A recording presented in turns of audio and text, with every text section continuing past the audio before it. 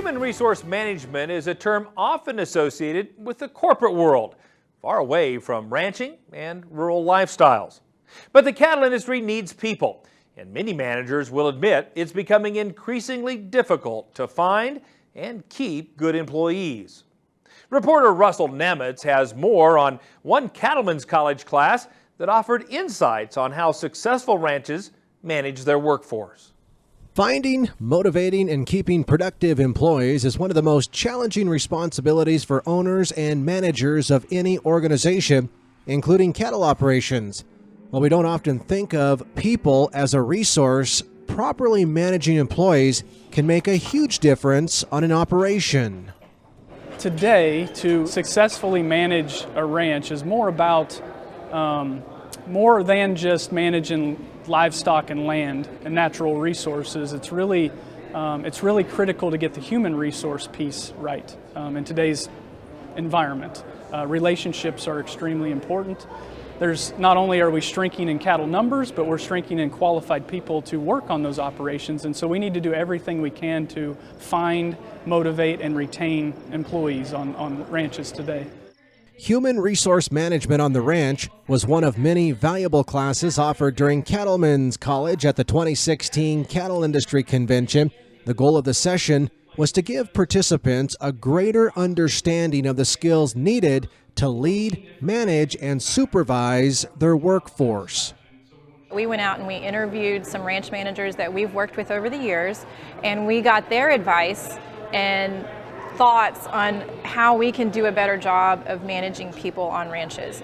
And so with that, they provided us with some ideas to think about if we're hiring part-time or full-time people and making sure that we're finding the right fit for the operation.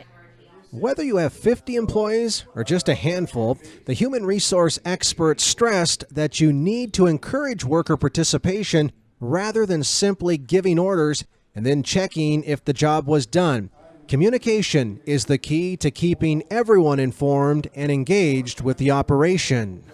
So really it is about figuring out the best way to keep those communication lines open, because that's really what's going to allow the jobs to get done and get done well.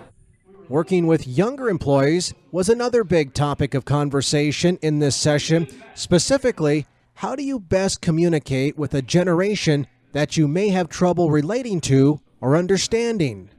That number of younger individuals is certainly going to grow with time as those younger folks enter into the industry, return back home to take over farming or ranching enterprises. And so we need to make sure that we're able to communicate across those different generations. And that's one of those things that nobody quite has found the silver bullet yet. But I think that by having these discussions about how do we communicate, recognizing there's communication style differences, and then trying to adapt the way that our generation communicates with different generations can certainly help break down some of those barriers. It's important to remember that younger workers often have different motivations than previous generations.